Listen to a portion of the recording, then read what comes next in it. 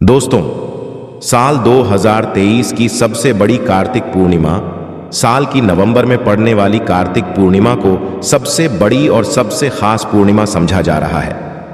इस दिन आप जिसे भी अपना गुरु मानते हैं, उनकी सेवा, पूजा या उनके दर्शन जरूर करें, क्योंकि गुरु ईश्वर से बड़ा होता है, माता पिता से भी बड़ा होता है। गुरु भगवान का साक्षात रूप होता है। गुरु नहीं तो संसार भी एक अपाहिज ही होगा।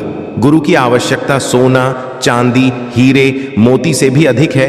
इसीलिए गुरु को अपने जीवन में जरूर जोड़े। 27 नवंबर को पड़ने वाली कार्तिक पूर्णिमा पर कई दुर्लभ संयोग बन रहे हैं। ऐसे में इन दो जगहों पर चुपचाप 2 दीपक जलाकर छोड़ दें। इससे मृत्युदंड, पितृदोष, महाकाल, सर्पदोष, नजर दोष, शनि दोष, राहु दोष सब कुछ होगा खत्म। किस्मत पर लग जाएंगे 4 चांद। महालक्ष्मी दौड़ी दौड़ी चली आएंगी, कंगाल भी होंगे। धनी तो आज हम आपको बताएंगे दीपक जलाने से इतने ज्यादा फायदे आपको अपने जीवन में मिलते हैं और किस तरह आपको दीपक जलाना चाहिए, कौन सी दिशा में, जिससे आप बहुत ज्यादा तरक्की हासिल कर सके और अपने जीवन में सभी बाधाओं को खत्म कर सके। सबसे पहली बात तो आपको ध्यान में रखनी चाहिए कि अपने घर के मंदिर में रोजाना ही दीपक जलाना चाहिए। कभी भी ऐसा नहीं होना चाहिए कि आपने दीपक ना जलाया हो, क्योंकि घर के मंदिर में रोजाना दीपक जलाना बहुत ही जरूरी होता है। इसी से आपके घर से सभी नेगेटिव एनर्जी बाहर निकलती है। यदि आप कोई भी दीपक नहीं जलाते हैं घर के मंदिर में या फिर अपने घर में शाम के समय, तो इससे आपके घर का वातावरण बहुत ज्यादा नेगेटिव तो होता ही है, आपके घर की परेशानी भी बहुत ही ज्यादा बढ़ने लगती है। घर का मुख्य जो होता है उसे बहुत ज्यादा ही मेहनत करनी पड़ती है। इसकी वजह से परेशानी, डिप्रेशन और टेंशन में घर का मुखिया पहुंच जाता है। शाम का समय हिंदू धर्म में ज्यादा महत्वपूर्ण समझा जाता है और जो लोग शाम के समय कभी भी घी का दीपक या फिर तेल का दीपक अपने घर में नहीं जलाते हैं, तो उनके घर में हमेशा ही मुसीबत बनी रहती है। यानी कि एक मुसीबत से निकलते हैं तो दूसरी मुसीबत में उससे पहले ही फंस जाते हैं और हमेशा ही धन की समस्या, परेशानियां बढ़ती रहती हैं। उनके जो बच्चे होते हैं वो भी उनके खिलाफ होने लगते हैं, उनका कहना बिल्कुल भी नहीं मानते हैं। इसी तरह घर का पूरा माहौल ही दुखपूर्ण होने लगता है। काफी लोग इन चीजों को मानते भी हैं, परंतु जानते हुए भी उपाय नहीं कर पाते हैं और भूल जाते हैं। उन्हें इन चीजों से होने वाले नुकसान के बारे में पता नहीं होता है। इसीलिए रोजाना को एक घी का दीपक या फिर तेल का दीपक जलाना बहुत ही जरूरी होता है। यदि आप नहीं जला सकते हैं तो कोई और मनुष्य भी आपके घर में दीपक जला सकता है, परंतु रोजाना दीपक जलाना बहुत ही होता है। इसी से आपकी सभी नेगेटिव एनर्जी आपके घर से हमेशा बाहर रहती है। दोस्त, और शाम का समय ऐसा होता है जिस समय नकारात्मक ऊर्जाएं बहुत ही ज्यादा प्रबल होती है और आपके घर में प्रवेश कर जाती है। ऐसे में यदि आप घर में या घर के मंदिर में दीपक नहीं जलाते हैं तो नेगेटिव एनर्जी बहुत ही ज्यादा परेशान करती है, आपके सभी काम बिगाड़ने लगती है। जिस समय सूरज डूब जाता है उसी समय ये नेगेटिव बहुत ही ज्यादा प्रबल हो जाती है। उसी समय आपको मुंह हाथ पैर धोकर दीपक जलाना चाहिए। यदि आप खुद नहीं कर सकते है तो कोई और मनुष्य भी आपके लिए ऐसा कर सकता है।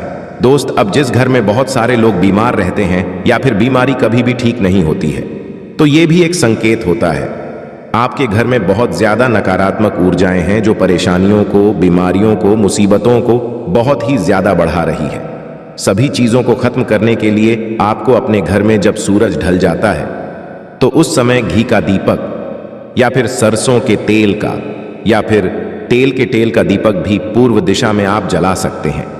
परंतु रोजाना इन चीजों को करना बहुत ही जरूरी है, तभी आपको इसके लाभ मिल पाते हैं। यदि आपके घर में धन से जुड़ी समस्या, नौकरी, व्यवसाय से जुड़ी हुई कोई भी समस्याएं हैं, यदि ऐसी समस्याएं बहुत ही ज्यादा होती हैं तो अपने घर के दिशा में रोजाना ही घी का दीपक जलाना चाहिए। इसे एक भी दिन आप मिस ना करें। यदि आप रोजाना उत्तर दिशा में घी का दीपक जलाते हैं तो इससे आपकी धन से जुड़ी हुई समस्याएं खत्म हो जाती है। जिन लोगों को जॉब नहीं मिलती है तो उनको भी जॉब मिलने लग जाती है, और यदि वही मनुष्य जिसको परेशानी है और वही यदि रोज दीपक आता है तो इससे मिलने वाले फायदे और भी ज्यादा हो जाते हैं। शाम के घी का दीपक या फिर तेल का दीपक जलाना जरूरी होता है। आप कभी भी इन चीजों को नजरअंदाज ना किया करें, क्योंकि इन्हीं से आपके जीवन में परेशानियां बढ़ जाती हैं। और आपको मुसीबतों का सामना करना पड़ सकता है।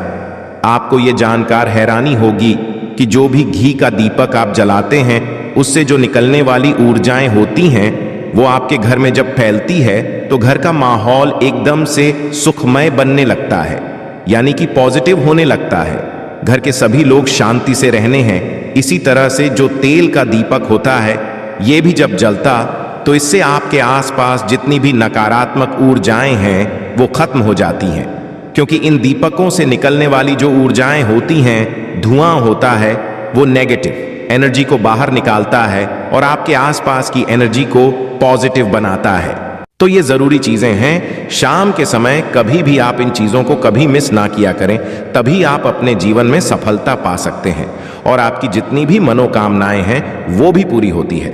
दोस्तों, हम अपने घर के पूजा पाठ करते हैं और मूर्ति आदि रखते हैं। दोस्त, मूर्ति का क्या महत्व होता है, आज हम आपको इस वीडियो के जरिए से बताने वाले हैं। जिस घर के पूजा घर में एक साथ ये दो मूर्तियां होती हैं वहां पर बनता है और दुनिया आपके कदमों में आ जाती है। कहने का तात्पर्य ये है कि आपको सर्वसुख हासिल हो जाता है, जिसकी आपने कल्पना की है, जिसकी आपने मनोकामना मांगी है। दोस्त, घर के पूजा घर में हम पूजा करते हैं, पूजा पाठ करते हैं और पूजा पाठ के जरिए से कुछ चीजें देखने और आदि का प्रयत्न करते हैं ताकि हमें उस पूजा का फल हासिल हो जाए और हम उसी अनुरूप घर के अंदर मूर्ति आदि लगवाते हैं ताकि हम उन देवी का सुंदर मुख देख सके और उनका आशीर्वाद हासिल कर सके। परंतु दोस्तों, यदि हम अपने घर के पूजा घर में इन मूर्तियों के साथ अन्य मूर्तियां भी रखते हैं तो तौर पर हमारी किस्मत बदल जाती है और देखते ही देखते हमारे जीवन के अंदर की सारी कंगाली खत्म होने लगती है। दोस्तों, बात करते उन मूर्तियों के बारे में कि आखिर कौन सी दो मूर्तियां एक साथ में आपको रखनी चाहिए ताकि उसका सच्चा सर्वसुख आपको हासिल हो सके। सबसे पहले यदि हम किसी मूर्ति की बात करें तो दोस्तों, यदि आप श्री कृष्ण के भक्त हैं और बाल गोपाल की मूर्ति रखते हैं तब आपको भगवान कृष्णा के साथ माता रानी राधा जी की मूर्ति भी आपको जरूर रखनी चाहिए। दोस्त, या भगवान कृष्णा की यदि आपके घर में तस्वीर है तो उसके साथ राधा जी की भी तस्वीर संयुक्त जोड़े के रूप में आपको लेकर आनी चाहिए। दोस्तों, ये प्रेम और एकता की एक ऐसी अनोखी मिसाल है कि जिस घर इन दोनों की तस्वीरें होती हैं तो समझ लीजिए उस घर के अंदर किसी भी तरह का गृह क्लेश नहीं होता है। दोस्त और पति पत्नी परिवार जनों के बीच परस्पर प्रेम रहता है और घर में धन धान्य में अपने आप ही वृद्धि होती है। इसीलिए ये जरूरी समझा गया है। यदि आप भी इन मूर्तियों को रखते हैं तो निश्चित तौर आपके जीवन में अपने आप ही फायदा हासिल हो जाएगा। दोस्तों, कई लोग अपने घर में माता लक्ष्मी की पूजा करते हैं तो सोचे हैं कि भगवान विष्णु की भी पूजा करें या ना करें, या फिर उनकी मूर्ति साथ में रखें या ना रखें। हमेशा भगवान श्री विष्णु जी और माता लक्ष्मी की पूजा आपको एक साथ करनी चाहिए। दोस्त, देवाधिदेव महादेव भगवान विष्णु और भगवान ब्रह्मा जी तीनों ही देवताओं को सर्वशक्तिमान देवता समझा गया है और त्रिदेवों में भगवान जी को पूजा जाता है। तो यदि आप अपने घर के पूजा घर में लक्ष्मी नारायण जी की संयुक्त रूप में पूजा करते तो निश्चित तौर पर आपके घर में दिन दुगनी रात चौगुनी वृद्धि देखने मिलती है। दोस्तों, तो इसीलिए आप भगवान विष्णु जी के साथ माता लक्ष्मी जी की पूजा करें। यदि माता लक्ष्मी की अकेली तस्वीर है तो आपको उनके बाएं तरफ भगवान श्री गणेश और भगवान श्री कुबेर जी की मूर्ति या तस्वीर अपने घर के मंदिर में जरूर लगानी ही चाहिए। यदि आप माता लक्ष्मी जी के बाएं तरफ भगवान श्री गणेश जी की मूर्ति लगाते हैं या तस्वीर लगाते हैं, आपको निश्चित तौर पर लाभ हासिल होता है और देखते ही देखते जीवन के अंदर की कंगाली खत्म होने लगती है और धन प्राप्ति के लिए आपको लक्ष्मी गणेश जी की संयुक्त रूप से पूजा करनी चाहिए। समझा जाता है माता लक्ष्मी धन देती है तो भगवान श्री गणेश रिद्धि सिद्धि का भंडार और वृद्ध का विकास करते हैं। इसी वजह से इनकी पूजा बहुत मानी गई है। दोस्त, तो कई लोग पूछते हैं कि अपने घर में हनुमान जी की या मूर्ति रखें या ना रखें, या उनकी पूजा करें या ना करें। दोस्तों, आपको निश्चित तौर पर हनुमान जी की अन्य देवी देवताओं के साथ में भी आप मूर्ति या तस्वीर रख सकते हैं। किसी तरह की कोई दो राय नहीं है कि आपके ऊपर हनुमान जी क्रोधित होंगे या नहीं होंगे। दोस्त, इसके अलावा आप प्रभु श्री रमा की तस्वीर भी अपने घर के पूजा घर में रखते हैं तो आप हनुमान जी की तस्वीर रखें या ना रखें, हनुमान जी के निमित्त किसी भी तरह की पूजा या पाठ करना हो तो आप प्रभु श्री रमा से कहे, श्री रामा के प्रिय भक्त हनुमान जी हैं और निश्चित तौर पर आपको उतना ही आशीर्वाद हासिल होता है जितना कि आपको हनुमान जी की मूर्ति या तस्वीर का पूजन करने से होता है। या फिर आप क्या करें, श्री राम दरबार की तस्वीर अपने घर में लेकर आए और श्री रामा दरबार की तस्वीर का पूजन करें, या उनकी मूर्ति या उनके किसी तरह की कोई चीज आपके पास है तो आप उनका पूजन करें। इसमें सारे देवताओं को आपको हासिल हो जाता है, हनुमान जी से लेकर मां भगवान श्री राम और अन्य देवी देवताओं का भी आशीर्वाद आपको हासिल हो जाता है। तो निश्चित तौर पर अपने घर के पूजा घर में एक साथ आप ये तस्वीर रख सकते हैं, आपके जीवन में राजयोग की प्राप्ति हो जाती है दोस्त। इसी तरह यदि आप अपने घर के पूजा घर में या किसी अन्य स्थान पर यदि कोई तस्वीर रखना चाहते हैं और उसे लगाकर अपने घर में लाभ करना चाहते हैं तो अपने घर में या पूजा घर में आपको निश्चित तौर पर त्रिदेवों की तस्वीरें या मूर्ति ही स्थान पर लाकर जरूर रखनी चाहिए। ब्रह्मा, विष्णु और महेश, इन तीनों की संयुक्त रूप से इनकी एक साथ तस्वीर अपने घर के मंदिर में या अपने घर में कहीं भी लाकर रख देनी चाहिए। समझा जाता है कि इन तीनों देवताओं के एक साथ दर्शन करने मात्र से हमारे बड़े से बड़े विघ्न और बड़े से बड़े कष्ट ऐसे ही खत्म हो जाते हैं। इसी इन तीनों के साथ में तस्वीर या मूर्ति लाकर आपको पूजा जरूर करनी चाहिए। दोस्तों, अब बात करते हैं कि कुछ ऐसी तस्वीरें होती हैं या ऐसी मूर्तियां होती हैं जिनको आपको अपने घर के पूजा घर में स्थान ही नहीं देना चाहिए। यदि आपने तस्वीर या मूर्ति को अपने घर के पूजा घर में स्थान दिया है तो समझ लीजिए कि आपको कंगाली का सामना करना पड़ेगा या फिर देवी देवताओं के क्रोध का सामना करना पड़ेगा दोस्त। और एक बता दें कि मंदिर में कभी भी विषम संख्या में गणेश जी की मूर्तियां ना रखें, जैसे कि 1, 3 या 5 ऐसे रखना अशुभ समझा जाता है। 2 मूर्तियों को एक साथ रखना शुभ समझा गया है। यदि आप सिर्फ गणेश जी की मूर्ति रखते हैं तो इसके अलावा किसी भी तरह की मूर्ति आपको नहीं रखनी चाहिए दोस्त। और इन्हें स्थापित करते वक्त ध्यान दें कि गणेश जी का चेहरा हमेशा घर के मुख्य दरवाजे की तरफ होना चाहिए ताकि आपको अच्छे और सच्चे लाभ की प्राप्ति हो। और इस बात का ध्यान कि घर में अंगूठे से बड़े आकार का शिवलिंग आपको भूलकर भी नहीं रखना चाहिए। हमेशा एक छोटा सा शिवलिंग रखें और इससे ज्यादा शिवलिंग आपको नहीं रखना चाहिए दोस्त। वैसे तो आपको अपने घर में शिवलिंग रखना ही नहीं चाहिए, उसके बाद भी यदि आप रखते हैं तो अंगूठे के आकार से बड़ा शिवलिंग आपको नहीं रखना चाहिए। आप छोटा शिवलिंग रख दें और ध्यान रखें कि एक से ज्यादा शिवलिंग आपको भूलकर भी रखना है। घर में यदि आप रखते हैं तो शिवलिंग के ऊपर आपको तुलसी भूलकर भी अर्पित नहीं करना चाहिए।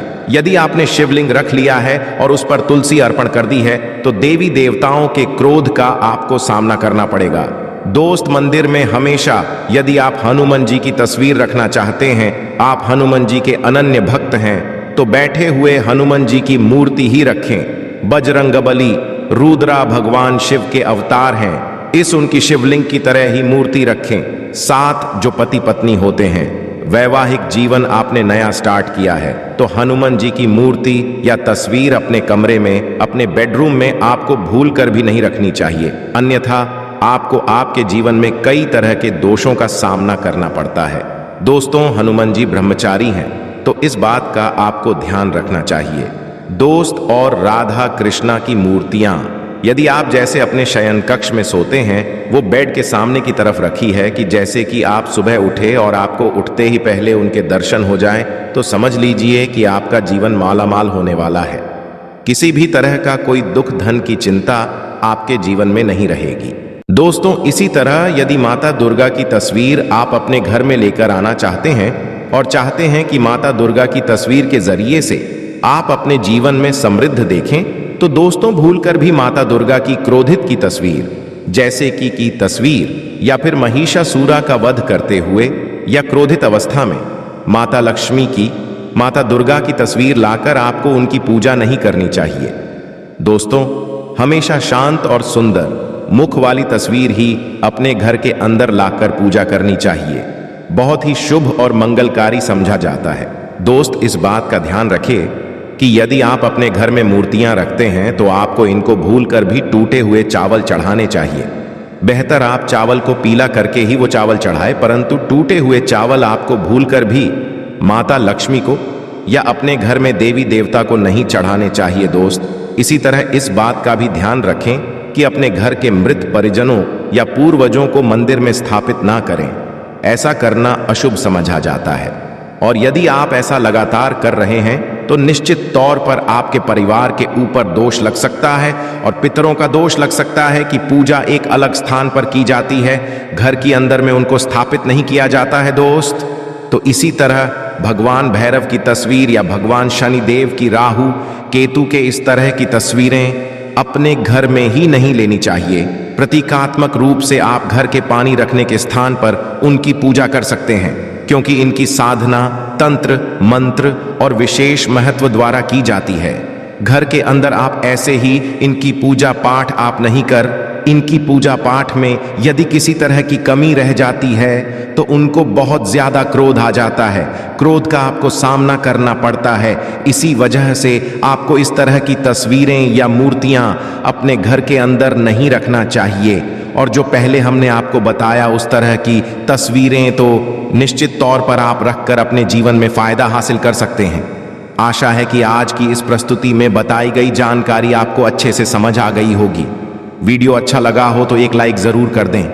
धन्यवाद वीडियो के अंत तक बने रहने के लिए।